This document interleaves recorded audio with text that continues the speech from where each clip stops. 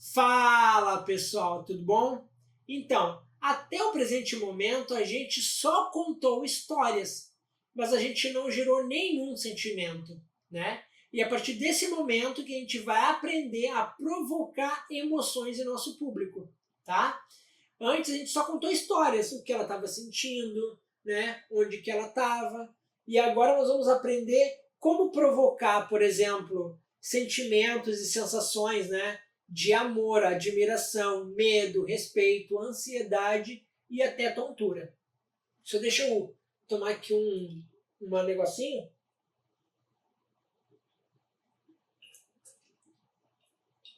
Pronto. Molhar a garganta. Vamos pro próximo. Agora, pessoal, nós abrimos um parênteses, tá? E nós vamos entrar no assunto de ângulos, certo? Eu poderia ter criado um módulo para isso, mas esse assunto, como lá o Inception, ele está tão ligado à questão do cinema, aos cortes, né? Que os ângulos também.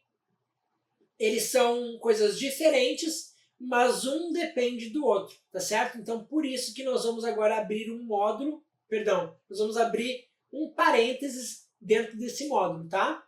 Luz, câmera, conte uma história. Agora nós vamos provocar emoções. Nós vamos provocar emoções, pessoal, através dos nossos ângulos, tá? E nós temos 4 tipos de ângulos, certo?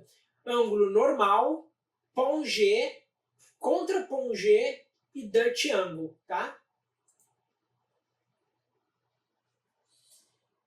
Na aula anterior a gente viu sobre o que ela está vendo, né? Que é assunto em primeira pessoa, certo? E agora na aula 35, que força que a personagem tem? Nós vamos dizer isso para o nosso público agora, certo? Que força que a personagem tem? Esse ângulo, pessoal, é conhecido como plongé, é uma fotografia feita de cima, certo? Esse ângulo aqui é o ângulo normal. Até aqui, nós só fotografamos o nosso assunto principal dessa forma, na altura dos olhos. E esse outro ângulo é o contra-plongé. Quando a personagem pede força, os ângulos ajudam, certo? Por exemplo, plongé, pessoal, o plongé em francês quer dizer mergulho. Então a gente vai, é uma visão de cima, é quem está mergulhando, tá certo? E contra-plongé é quem está submergindo, é quem está saindo, né, da água, no caso. Então, para talvez fixar o conteúdo, vocês podem pensar em plongé como a letra P ali, de piar. Geralmente um piar é uma criança pequena, então você olha para baixo, tá bom? Então, quando a personagem pede força, no caso, os ângulos eles podem ajudar, como no caso do último ali. A gente consegue ver um cara num cavalo, né? Então a gente simplesmente muda o ângulo e dá a sensação que a gente quer. No ângulo de plongé, pessoal, a gente dá bastante ênfase ao afeto e compaixão, né?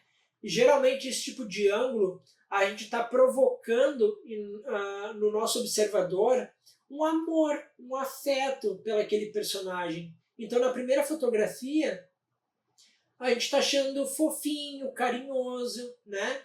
Geralmente é um olhar que a mãe faz para o filho, ou, por exemplo, o marido faz para a esposa, que geralmente é mais baixo do que ela, né? Perdão. E no segundo ângulo, pessoal, que é o ângulo normal, a gente está em pé de igualdade com o nosso assunto principal ali, né? Com o nosso ator, com a nossa atriz, né? Então, nós estamos na altura dos olhos, estamos iguais, certo?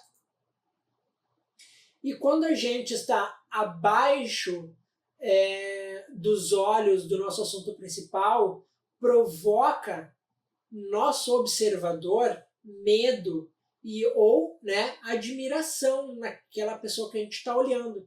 Então, essa visão geralmente está no nosso subconsciente, porque quando nós éramos crianças, quem nos protegia, né? ou muitas vezes a pessoa que nos protegia e nos amava também nos corrigia.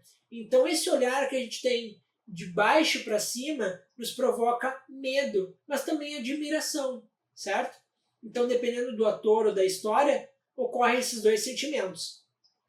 E o fotógrafo e diretor de fotografia, com esses 3 ângulos aqui, ele cria emoções no observador, de afeto, igualdade ou admiração.